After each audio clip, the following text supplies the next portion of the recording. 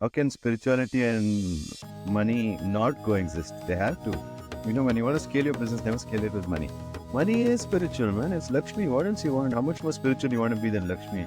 So go to mentors who have proof that they are committed. You want to look for proof of commitment from your mentors.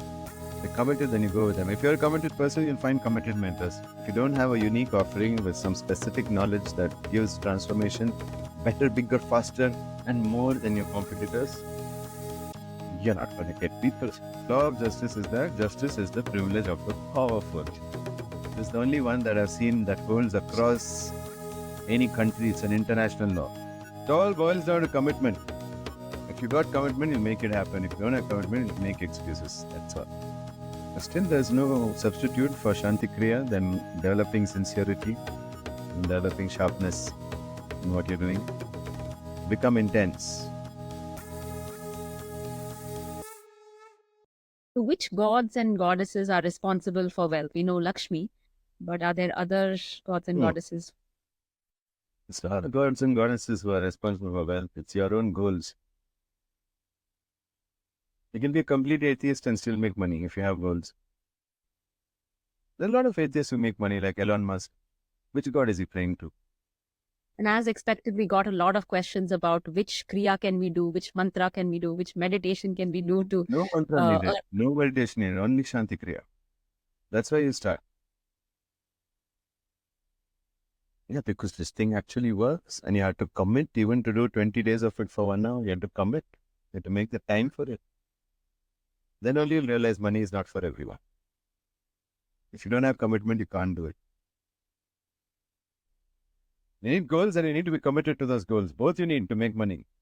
Just goals, great goal, but no commitment is not going to work. Goal has to turn you on so much that commitment is not a problem. You're so turned on that you'll be committed. It's like two lovers having an intercaste marriage. They're so committed now. Until the marriage is over, then they're like, okay, we don't have anything to be committed about now. And everybody's like, I told you so. Don't marry into that family. It's not their fault. That didn't work. They didn't have commitment beyond we should oppose and rebel. Beyond that, they didn't have any commitment. So it's gone. Shallow commitment leads to shallow results.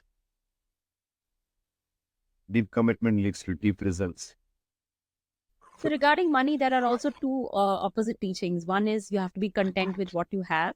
And then on the opposite end, people are always like, oh, you need a better job or you need more money, buy a house, get a loan, do all of this. So how should one think about money? If you're content with what you have, you're going to die because there's nothing else now. There's nothing else to do. So your body will decay because it has nothing to prepare for. It's reached a state of tamas, inertia. So people who are in a big tamasic state speak like that. I'm content. Why should be content? Why should you be content? What's so great about being content? What's the effort needed to be content? Nothing. Just say I'm content, finished, over. What's the big effort? Why do you make this such a big deal? People are celebrating mediocrity. Never be content. You'll die soon. Not right away. For a few days, you'll gloat about how content you are while everybody else is working hard. And then you'll die. When you run out of money. Those who are content will run out of money. It's like swimming. If you stop thrashing, you'll go down. You have to keep moving in the water. Like, I'm content. I'm going to just relax. Then die. This is samsara, the ocean of samsara. You have to keep swimming. Can't stop. You stop, you die. For many people, death is something okay. They think it's great. They will go to Vaikuntha after that. No, you won't. You'll come to me. And people like me, who are the helpers who take people across the river of death, be saying hi to me. So there were multiple questions around, can spirituality and materialism coexist? Can we think about money and aspire to money when we are on the spiritual path? Money only paid for this Trishul. What are you saying? Money only paid for this Rudraksh. Then how can spirituality and money not coexist? They have to. How much can you reach if you don't have money? You know how costly it is to run a company? My expenses itself run in lakhs. To run an akhada, you know how costly it is? People have no brains. Then all the beggars should be really spiritual, though. Shiva and Shakti should be dancing on their shoulders. No? Why are they so miserable, though? I don't know any poor spiritual person. There are people who say, I'm happy with my poverty. They're all dying. Go after 5 years that I age so much. Do some observation and make your own conclusions. I've seen too many such people who are spiritual but don't want anything to do with money, and then they're like, oh shit, oh shit, oh shit, that, oh my mother's surgery, oh shit, this, oh shit, that. They don't have money because they spend the time being too spiritual and spitting on money. Money is spiritual, man. It's Lakshmi. What else you want? How much more spiritual you want to be than Lakshmi? No idea. Boggles my mind. Is how to focus on making money at the same time, raising a child with a good character, having fun with family, and all of that. So basically balancing both aspects. So waited till you made money before you had that child. Now you had the child, now you have to manage the whole circus. But still, there's no substitute for Shanti Kriya than developing sincerity and developing sharpness in what you're doing. Become intense. Commitment. If you're committed, you'll do it. There's no obstacles. You have not even got the commitment to ask someone for help. They won't help you because you don't have commitment to bring up the child also. If you're fully committed, you'll get some people to help. You're like, no. I have to do something with my life. This child cannot see that its parent is a loser like this. So I'm going to get help for this. And you can recruit help. If you're good at it. If you're intense about it, people will help you. Okay? People will help you when you're intense. They won't help otherwise. People who are not interested in going for a job and they want to start their own business, but they don't know what kind of service or what product they should sell, where should they start from? Shanti Kriya. Shanti Kriya 20-day challenge, then you will know what you intensely want, and then you can go after it. It's all found in peace. There's no technique. It's not really relaxed. Then only the great downloads come from the sky. There were a few people who were talking about having some skill like art or music, but they're not able to convert that into a business because there are big businesses who throw a lot of money at it for advertising, and these guys are just starting off. So what should they be doing? All victim behavior. Your product is not good enough, whatever you're selling. It's just not good enough. Because it's not making the transformation that people need in their life. If you can accept that, you can learn how to fix it. If you don't accept it, you can never fix it. Just ask, why is my product not good enough? And you'll find reasons. Instead of saying, I'm being taken over by all these people who throw money at it. Money at it? Why do they have the money to throw at it?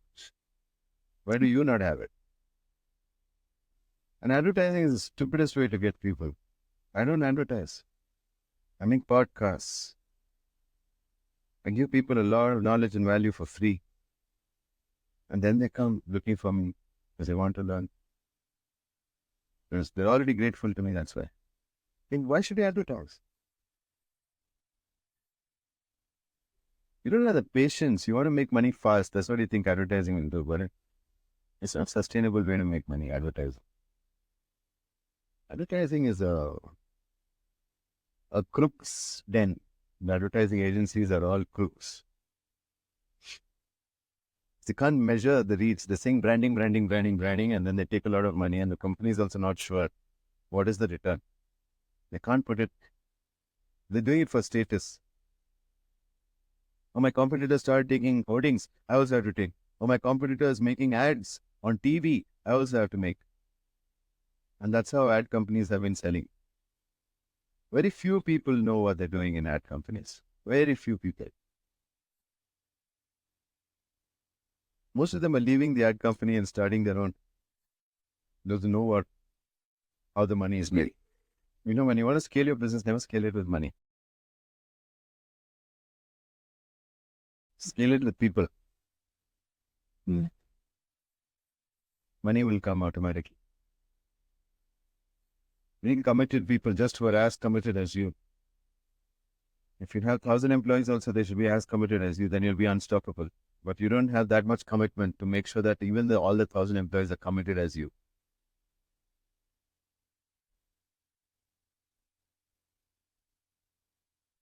Give them ownership. They should own it.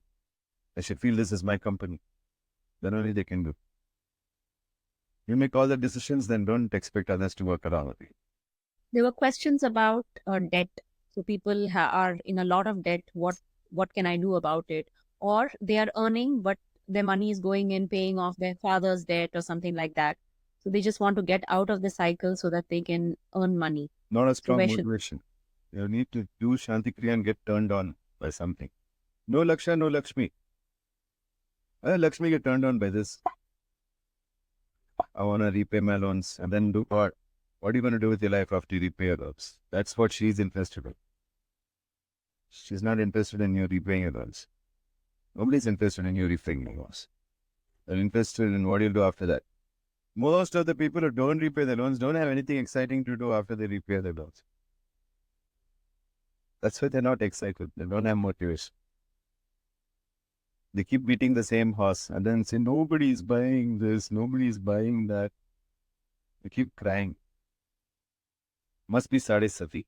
The questions around family and finances, like how do we allocate money in a family setting? How much money should be spent towards education, responsibilities? So people are really confused Zero about money that. towards education. They're not teaching anything. Zero money towards education. Instead, educate your kid yourself. You have the commitment.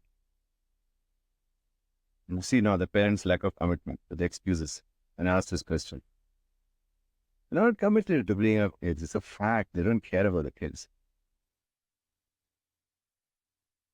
It all boils down to commitment.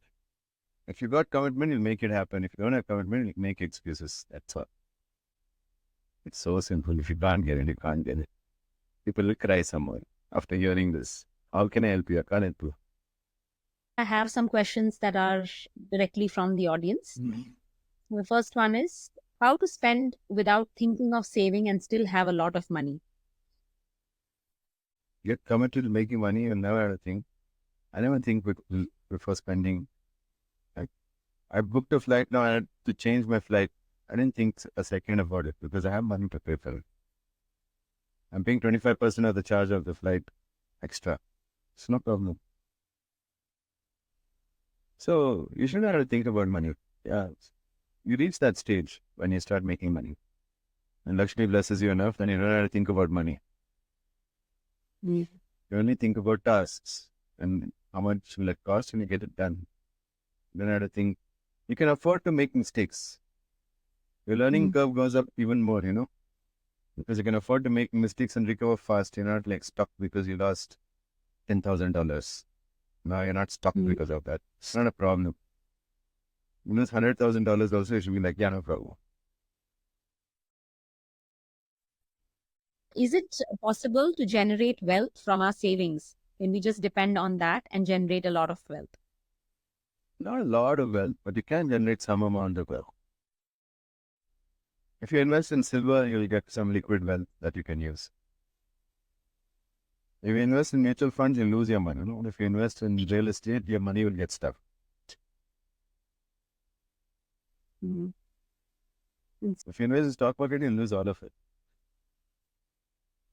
Even the teachers who say, I'll teach you stock market, they take money from people and say, I will invest it for you since I'm this big of an expert. Don't worry about it, and then lose your money. And then you'll be like, yeah, I'll give it to you, I'll give it to you, I'll give it to you. And you keep following up and you lose your money, you can kiss it goodbye. Money. Speaking of silver, someone had asked the question that after reading the book Rich Dad, Poor Dad, she believes that silver is a good investment, but she's afraid of how to buy it and, safeguard it at home.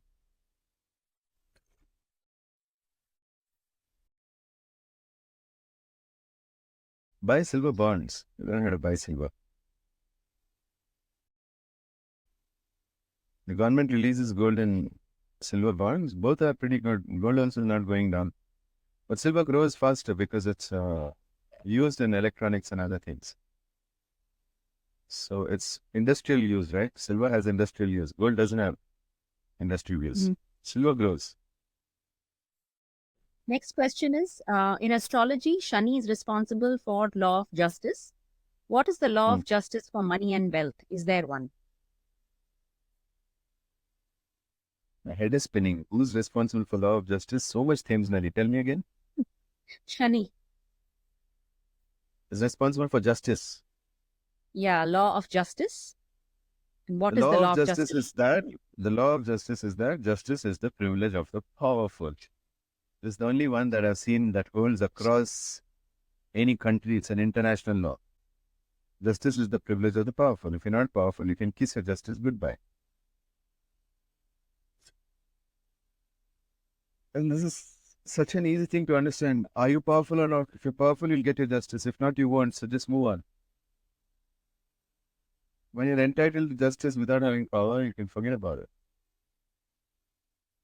You just become old and you get blood pressure and you'll have a brain stroke. So this is a brain stroke patient going in the future. Whoever asked this question. Unless they change their opinion now after watching the podcast.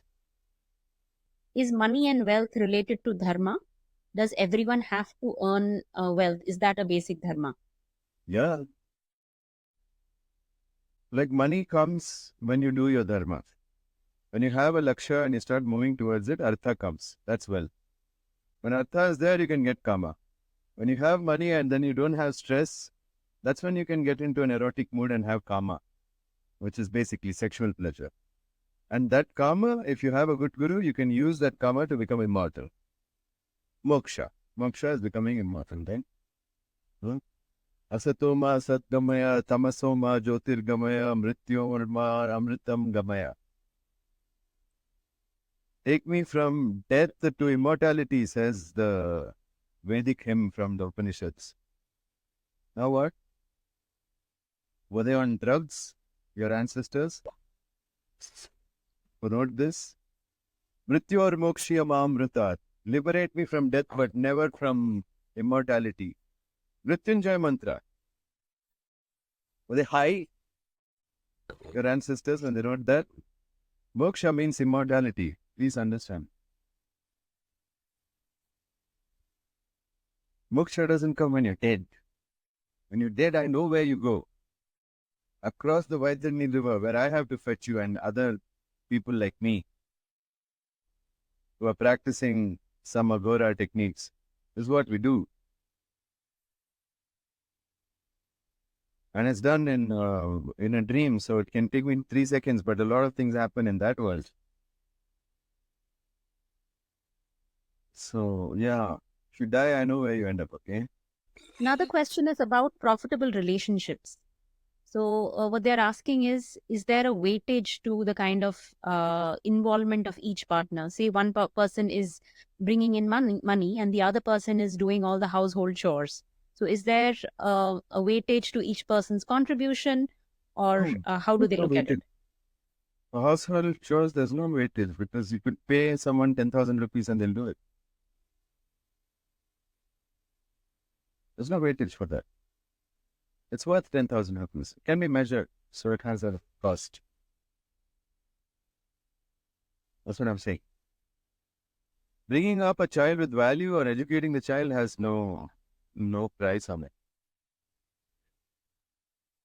That's different from cleaning the house. So just get a maid or get house help if you can, and then let's make yourself more valuable than only house chores.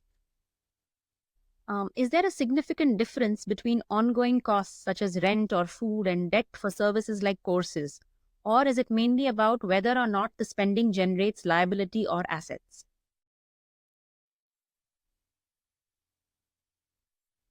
Did you understand?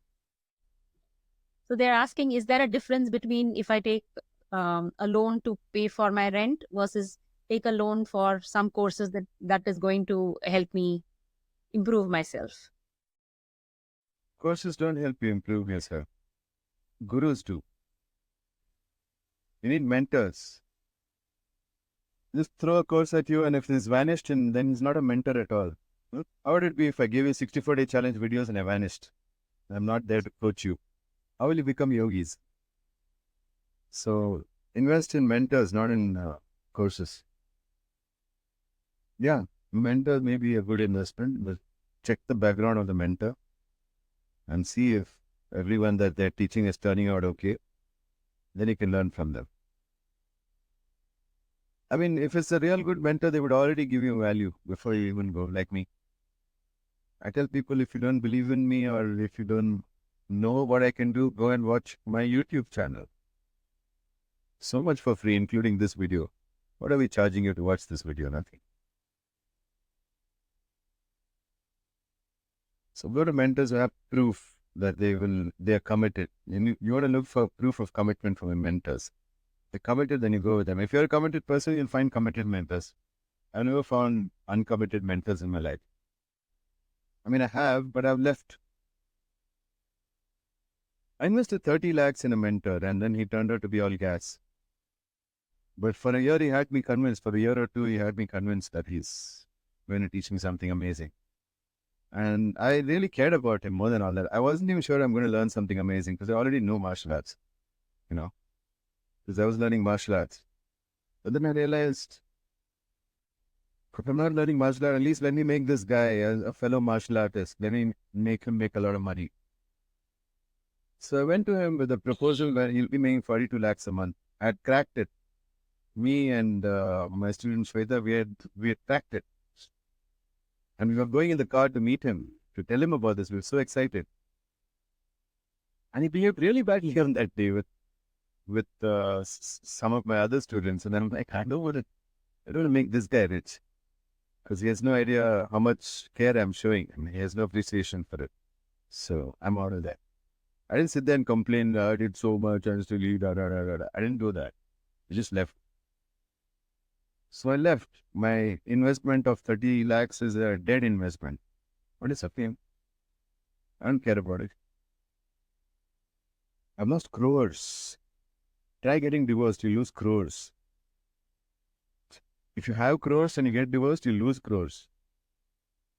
Is there a proper procedure for female safety with regard to money where we can eradicate prostitution from the society? In Mahabharata, Panchali was stripped when Pandavas lacked money. I think that happens by women practicing martial arts. That's the only way. I don't see a big rush of women asking me, can I learn martial arts? I don't see that rush. But I see a lot of men asking me. So they're going to learn how to protect themselves. Men only are learning how to protect themselves. Why women are not learning? Too much overconfidence. Vain overconfidence in their physical abilities. They don't have. You have to protect yourself. You learn martial arts, not make money. Yeah, but making money helps. But, a lot of rich people also get raped. A lot of rich people get raped and murdered. And it happened. Happened to so many people I know. So, it's simply because of the reputation of not being able to give any consequence that makes women an easy target. Men are also victims of violence. Human beings are a violent race. Okay? Men get beaten up more than the women, so much more. But they're okay, they manage it, they learn to deal with it. And then they learn to be courageous, many of them. Some of them don't.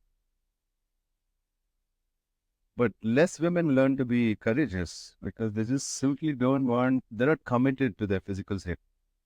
I've seen some girls after something happened, rape or something happened, they've come to my class, they've learned how to kill a man. And then they've gone so that nothing else can happen to them again. I'm not worried about those girls.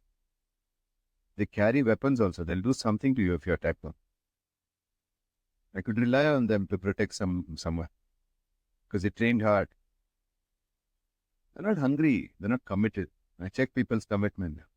I want to learn martial arts. Yeah, I'm like, yeah, okay, move to Mysore and then you can learn. Can't move to Mysore.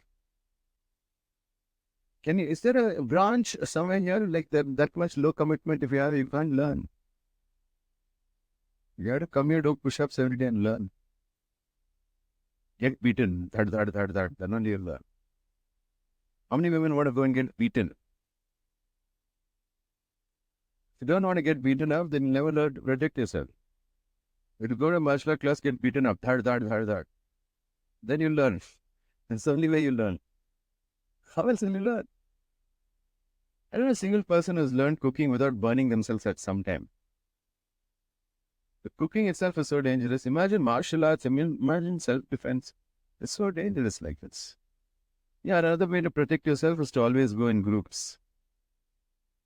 That's what the prey do, no? Like deer, and they're always in herds. Buffalo and deer and all that. So that's one way for safety.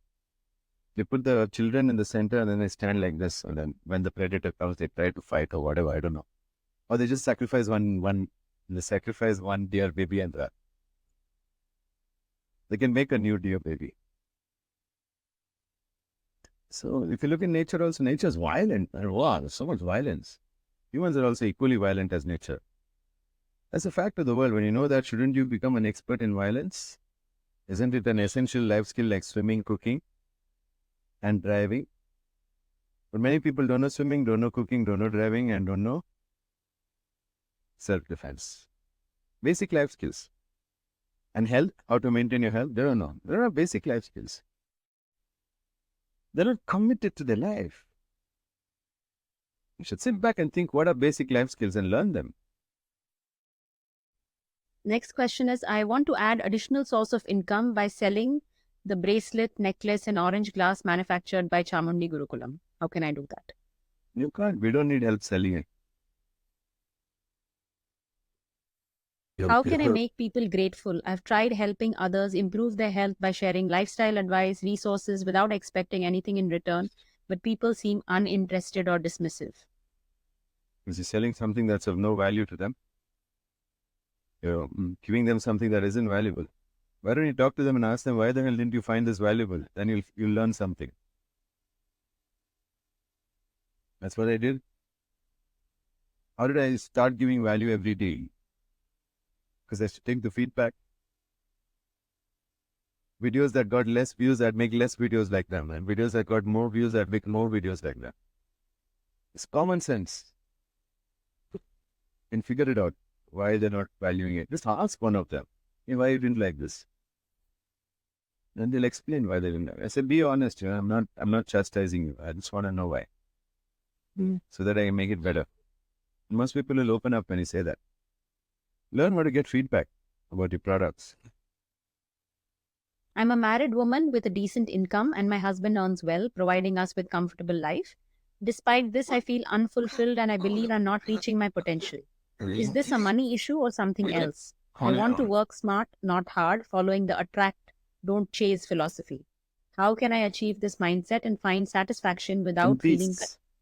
In peace, in Shanti Kriya. You don't have peace, that's why you can't think. Get peace when you think. Simple.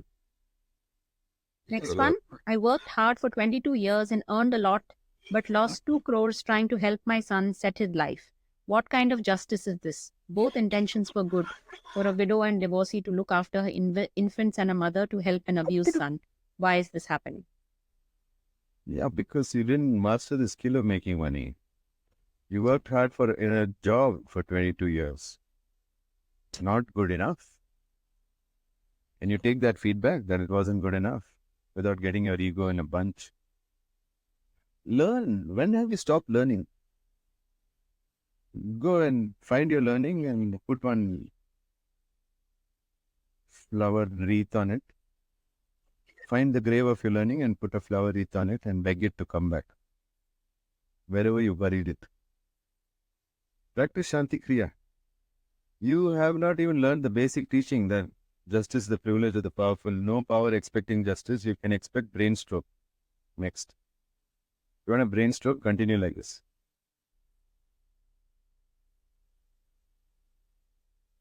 Next is I run an outdoor advertising and digital ad platform business. We started helping other people but have low conversion rates despite numerous leads.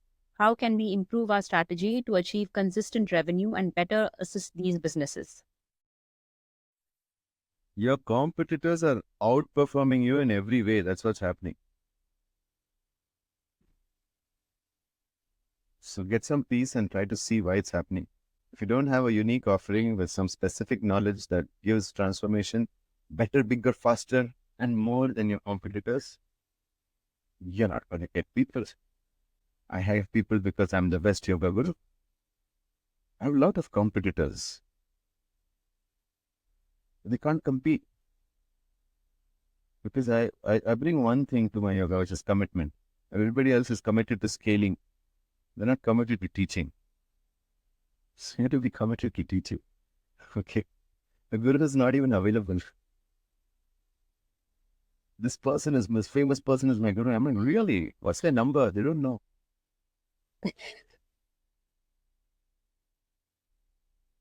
They don't have their WhatsApp number. Guru doesn't have their WhatsApp number. They don't have Guru's WhatsApp number. Guru doesn't even know their name. But Guru says, I will look after you. I'm just not a mentor. I'm not a teacher. I'm just something else. I was listening to one big speech today. Anyway, who cares? So do something better than your competitors, right? I know everything, every one of my competitors in the market, the guru market. And I know they're doing a shitty job of teaching people. And I got into this market only because I was annoyed that I don't have people to do my cool things with. And now I have a lot of them. And so I thought this is a very good thing that I'm doing. It's helping me build so many things, like Chamundi Gurukulam that I run. It's like a mother bed from which so many plants are emerging. So many things are growing here. So in a few years, it'll be beyond my imagination, because it's going to be the combined imagination of everybody who's here, not just me.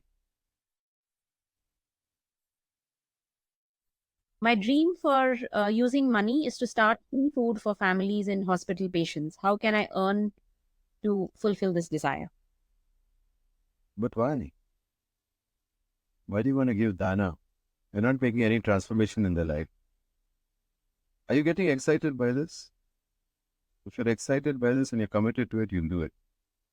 But I don't find it exciting. I want to make some good lakshyas which are mutually beneficial, okay? It's not just me handing out things to people for free. I've already done that. It doesn't excite me anymore. I was misguided like you. So you can take my guidance or you can go and learn for yourself. You need to do Shanti Kriya 20 days. Then you won't be thinking like this. Next question is that there is no limit to money you can earn, and there's no limit to bliss that one can feel through spiritual practice. Can both happen together? I don't feel any bliss in my spiritual practice. I get bliss when I make a real change in the world. I don't teach those kind of spiritual practices where you can sit and bliss yourself out. Bliss is not even a goal in Dharma, Artha, Kama and Moksha. Yes, in Kama there is a lot of sexual enjoyment. That's different. But this kind of bliss that people get that is better than sex, I don't know if it exists. I've not found anything many more bliss better than sex. Anyone has found, please let me know. And I don't even want it. It's all lies. Any bliss you can give yourself is not the same that you can get in sex with another person. So bliss grows when we have bodies, and there are mechanisms in our body to produce that bliss. But without stimulating any of them, how can you get bliss? Without eating a cake, how can I get the taste of cake? Yeah, you'll get something artificial, some cake taste, but I'll eat the cake. You eat the cake taste. You eat the cake taste maker, the cake flavor. Make a sense. Okay, so bliss I've found only sexually, and there's no limit to it, no doubt. And money also you can make, there's no limit to it, no doubt. Both are unlimited and they can happen together, so problem. But is spiritual bliss, I don't know. What is it? I have no idea. My guru didn't teach me these lessons, sorry. You could ask your guru who taught you all this crap. Buddha had everything and became nothing. Is abundance different from money? He didn't have happiness. He had everything, but he didn't have happiness. So he threw away everything, trying to find happiness. When he was 80, he found it. And it was too late after that. Somebody poisoned him and he died, I think. They say he had poisoned mushrooms and he died, but maybe he got poisoned because he was becoming too big and too popular. Not sure about this. That's quite a possibility. Anyway, so Buddha didn't have a very exemplary life. He's not a peaceful person. He didn't start in peace. Started in agitation, but I'm telling you, start in peace. Shanti Kriya 20-day challenge. Do it, man. Last question. Birth and death are not in our hands, but how come money alone is determined? Who said birth and death are not in your hands? You live up in your head here. If you bring your energy down to your feet, it's in your hands. Learn some yoga. Birth and death is in your hands. Everything's in your hands. You have to show Devi that these are capable hands and you're worthy of this birth, and then she'll bless you. That's all.